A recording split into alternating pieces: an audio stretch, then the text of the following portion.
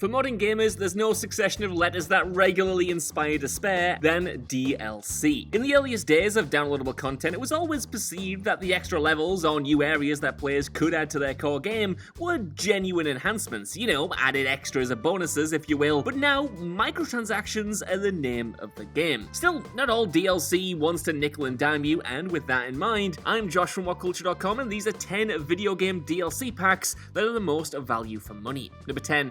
Prey Moon Crash. Prey is one of the most overlooked games of 2017, and Prey Moon Crash is one of the most overlooked DLC packs, ever. Essentially, the experimental zone for ideas that would be fully fleshed out in Deathloop, Prey Moon Crash transports players to a moon base, whacking them into a roguelike time loop. Each run allows them to control a different class of character, while certain progress is saved every time you die. Every time you die though, you start right back at the beginning of the level, with each death giving you vital information on how to surpass the DLC's mysteries, puzzles, and of course, combat challenges. It's built with the kind of attention to detail that you'd expect from developers Arcane, and acts as a real experimental change of pace from the main title. It's awesome, and if you like Deathloop, you'll be well at home in this first attempt. Number 9. Ghost of Tsushima Iki Island. Sometimes a lot of DLC gets disregarded because it's just more of the same, but that's not always a bad thing, especially when you're getting more of an excellent 5-star meal. And that's the case with Ghost of Tsushima's Iki Island DLC,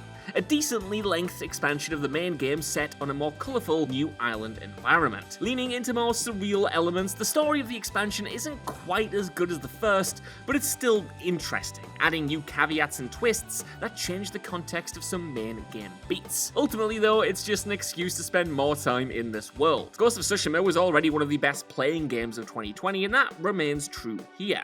On the PS5 as well, the additions to both visuals and feedback in the DualSense elevate the experience that little bit more. It doesn't reinvent the wheel, but the wheel doesn't really need reinventing now, does it? Number 8. The Elder Scrolls V Dragonborn. The final piece of expansion content for The Elder Scrolls V Skyrim took players back to a setting not seen since 2 series installments earlier. The Dragonborn DLC reintroduced the Dark Elves' haven at Solstheim. Though Skyrim had other expansions, the Dragonborn DLC was far and away the best because it added a compelling new conflict that built on the lore introduced in the main game. While most of Skyrim is built around the player as the Dragonborn fighting to defeat the newly awakened dragons, this expansion sees you have to contend with Mirark, the first known Dragonborn. Unfortunately for you, they're corrupted and bent on taking over the world. What was so interesting about Dragonborn then is the way that it managed to embed new layers of context to the conflict with dragons in the world. Introducing a mechanic that allowed players to tame them completely turned the early events of Skyrim on its head and showed that the struggle was not as clear-cut as it once seemed. Like a revolutionary essay that adds a groundbreaking new commentary to a long-debated issue, Dragonborn manages to add something new and meaningful to a game that had already offered its players so much. Number 7. BIOSHOCK 2 Minerva's Den. As if BioShock 2 players wouldn't have been engrossed enough in the inner workings of Rapture already, the Minerva's Den DLC provided an even greater look at this universe. Setting you off in control of yet another Alpha Series Big Daddy, the story behind Minerva's Den was a compelling tale that greatly enriched the detail of the series. The conflict around the future of the artificial intelligence creation known as the Thinker manages to be both fast-paced and touching, as a simple story of betrayal between 2 former friends spurs the action into life. Minerva's Den is an exciting new location to explore as well, and taking a step away from the detail of the core game makes this feel like the most almighty of diversions. By the end of this new content, you'll most likely have found yourself touched and affected by just how emotionally pulled this tale is. It may not be the biggest of DLC packs, but the well-developed new content it adds for a meager price is excellent. It's seriously one of the very best pieces of BioShock content out there. Number 6. Dark Souls Artorias of the Abyss. The entire Dark Souls series is no stranger to great DLC packs. Like, seriously, any of them are worth a spot on this list. Please play them. But Artorias of the Abyss is perhaps the peak. Coming almost a year after the game's initial release, depending on your system, this DLC slipped a new chapter neatly into the original story. Whereas many DLC packs seek to supplement their main counterpart at the end of events, Artorias of the Abyss employs a different tact extremely successful. Now, that may sound like this DLC is falling into the category of being a missing chunk of the original game, but anyone who's played Dark Souls knows that is untrue. ARTORIAS of the Abyss positions itself well as just a potential path that the game's protagonist may have taken upon their quest. What it lacks in length, it more than makes up for in a determined focus and some of the most incredible boss battles in the entire series. Number 5, Grand Theft Auto 4: The Ballad of Gay Tony. While many GTA 4 players praised its gritty and more serious tone, it was true that there was something whimsical missing in Nico's struggle to find wealth and success in a ruthless Liberty City. The same could certainly not be said of the game's second expansion pack called The Ballad of Gay Tony. Players find themselves employed as the bodyguard of nightclub owner Gay Tony. As a character who featured in the main game and the first DLC expansion, The Lost and the Damned, Gay Tony was the perfect individual to build the game's final content around. The story and missions focused heavily around issues of excess and frivolity in this socialite's life, bringing a much-needed humorous edge to the otherwise mostly serious main game. The story in The Ballad of Gay Tony added plenty of new campaign content and reintroduced some series features that were sadly missing from GTA 4 originally. The likes of base jumping activities were part of what made this add-on so exciting again, and the DLC itself actually managed the impressive feat of truly enhancing its base game when installed. Number 4, Mass Effect 3: Citadel.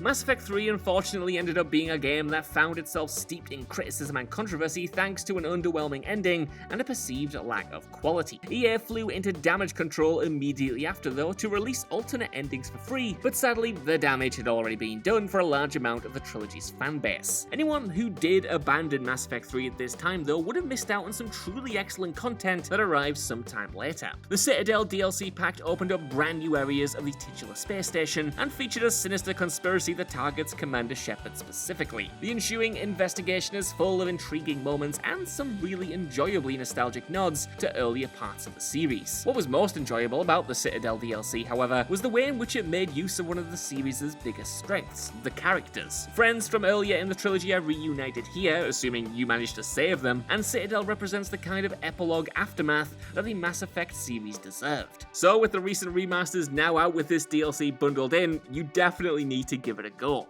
Number 3, Red Dead Redemption: Undead Nightmare.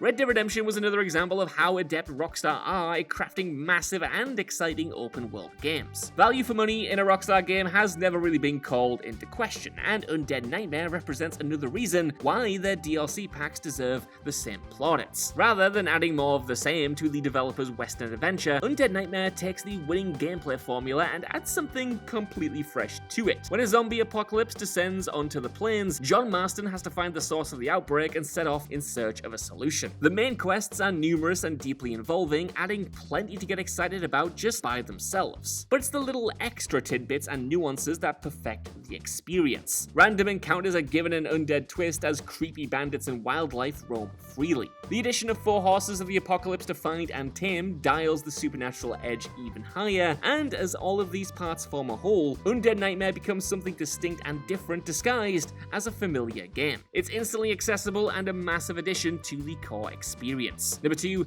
Destiny 2: The Witch Queen. The most recent entry on this list, Destiny 2's The Witch Queen expansion, is only a few weeks old at the time of recording, but boy has it been a huge success. Sales already topped 1 million before it had even hit digital storefronts, and that number only skyrocketed once the February release date came around. Now, say what you will about the Destiny franchise, but it's always been excellent when it comes to expansions. Following in the footsteps of something like The Taken King then, The Witch Queen presents yet another huge chunk of content added to the game, with a new story, raid, and a plethora of loot for players to collect. It's one of the pricier DLC expansions on this list, but the amount of quality things that developer Bungie have stuffed into this DLC, as well as the inventive new gameplay tweaks it adds, makes it more than worth the price of admission. If you're already a Destiny fan, this is a no-brainer, and if you've never bothered with the game before, this is the kind of addition that can suck you in. Number 1, The Witcher 3: Wild Hunt: Blood and Wine. Blood and Wine, all these years later, is still the best example of just how impressive post-release expansions can be in modern gaming. Featuring enough new content and enhancements for most modern developers to consider sticking full retail price on it, the final DLC pack for The Witcher 3: Wild Hunt is truly staggering in size. Taking the player to an entire new region, the size of approximately 35% of Wild Hunt's already huge map, Blood and Wine adds story and gameplay so fresh that it could easily have been part of The Witcher WhatCulture for instead. The new campaign can take up to 20 hours to complete, and that's even before you set off in search of the myriad treasures hidden all over the stunning landscape of Tucson. There are mammoth new monsters to face off against in exciting boss battles, and gameplay additions that genuinely enrich the already detailed mechanics. Blood and Wine is an absolute steal at less than $20 and represents insane value for money. So that's our list. I want to know what you guys think down in the comments below. Did you enjoy these DLC packs, and are there any amazing ones I missed off here? Seriously, I'd love to know and play them. While you let me know as well, could you please give us a like, share, subscribe, and head over to WhatCulture.com for more lists and news like this every single day. Even if you don't though, I've been Josh, thanks so much for watching, and I'll see you soon.